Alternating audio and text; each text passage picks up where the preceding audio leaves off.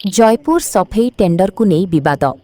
15 councillor जिलापालू दाबीपत्र। Jaipur पौरपालिकार सफेई और रक्षणाबेक्षण कार्यपाई होइथिबा tender प्रक्रिया रे अनियमितता और पातर अंतर अभियोग होइछि। एहाकु बातिल करिबा दाबीरे 15 जन काउंसिलर कोरापुट जिलापालू दाबीपत्र प्रदान करिसंति। अभियोग अनुसार टेंडर प्रक्रिया स्वच्छ भावे होई नथिबा बेले शेष पर्याय रे बंद कोठरी रे लटेरी करा जायथिला। एही समय रे कोनोसी जनप्रतिनिधि को सूचना दिया जाई नथिबारु काउंसिलर माने असंतोष प्रकाश करिसंति। काउंसिलर माने तुरंत वर्तमान रो टेंडर को बातिल करी पुनर्बार स्वच्छ और समान प्रतियोगिता भित्तिरे नूतन टेंडर आह्वान करने दाबी करिसंति।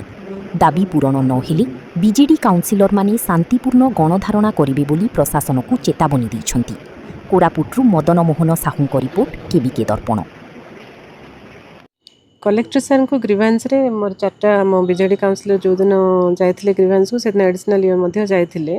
एमान सेटा ग्रीवांस देथिले से लॉटरी सिस्टम काहे कि सेकंड टाइम आपण काढले बोले एमान ग्रीवांस को जाइथिले। से दिन मैडम कहले से पेपरटा उडी गला फर्स्ट जोटा हम लॉटरी काढथिलु सेति पे सेटा को सेकंड टाइम कढा हला बोले से तांकर मतामत देथिले एडिशनल इयर। किंतु तापरे जो आमे जो धारणा रे बसथिलु से दिन हमकु से मु आपन जो कहउथिली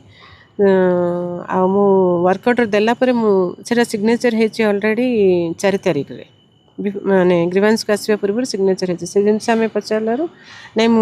वर्क ऑर्डर दे सारला परे सारंग पाखु जाइतली बोली से कहउचंदी तांग मतामे। तो ऑफिशियली आमे से भितरे तो आमे पसनो हमर सिग्नेचर तो जीवने तो ऑफिशियल से मन कोन करचंदी से जिनस जानबे पई हम एडीएम सर जाइतले 8 तारिख रे 8 तारिख जाइछंती। से तांकर रिपोर्ट देई नांती पर्यंत से कोन आउट ऑफ स्टेशन जाइछंती। तो सोमवार आसबे सर एडीएम सर आसला परे जहाँ तथ्य थिबो सेही अनुसार आगो को जीवो बोली तो डिमांड एक्चुअली से हेइतला कोन के भी हमें जानन से भीतर। तो सारंग को हमें सेटा ही कहथलु से सीसी फुटेज जदि अनियमितता कोन हेइचे काहे कि डाउट कोन पे लेला एडिशनली बारंबार कहथले पेपरटा उडी गला आ थरे रीटेंडर हैला। तो लॉटरीटा आउ थे सेकेंड टाइम तो लॉटरी कहीं पुणी सेकेंड टाइम कढ़ाला सेटा ही समस्त मन में सन्देह रहा जोटा को तागिद करके कल चेयरमैन सर भी कहते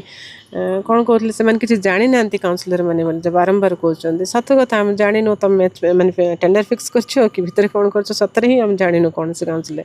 तो क्लीयरेंस करूँ जहाँ भी भितर आम से जिनस भी आम जानवा चाहूँ भितर कौन होती ऐसे कहला पर डाउट लगे सतरे आम जानू काउंसिलर किसी कौन भितर सार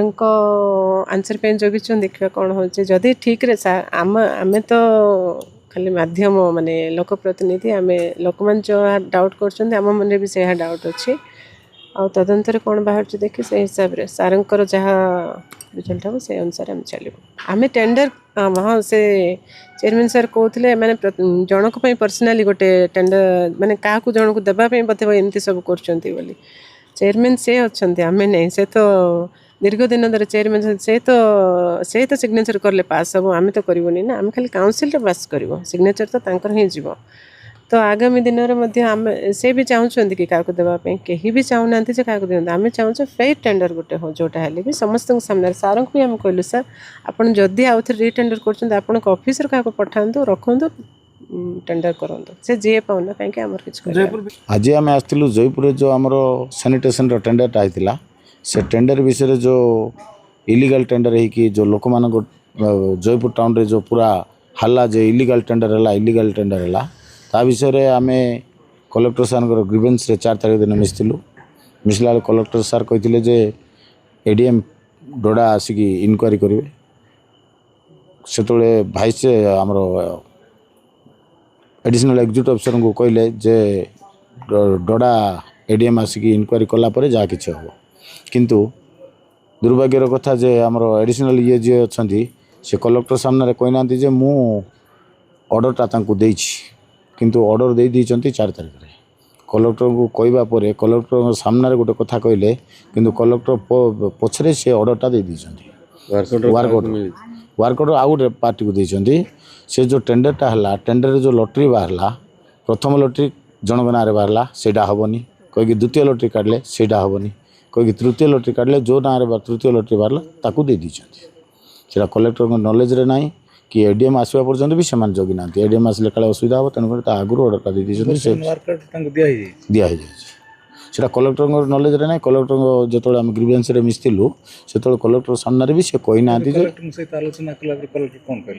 କଲେକ୍ଟର କହିଲେ ସେ କଥା ସେ କହିନାହାନ୍ତି। କିନ୍ତୁ କଲେକ୍ଟର ଏବେ କହିଲେ ଯେ ADM ଡୁଡା ସିଏ ଯାହା ରିପୋର୍ଟ ଦେବେ ତାକୁ ନେଇକି କାର୍ଯ୍ୟ କରିବ।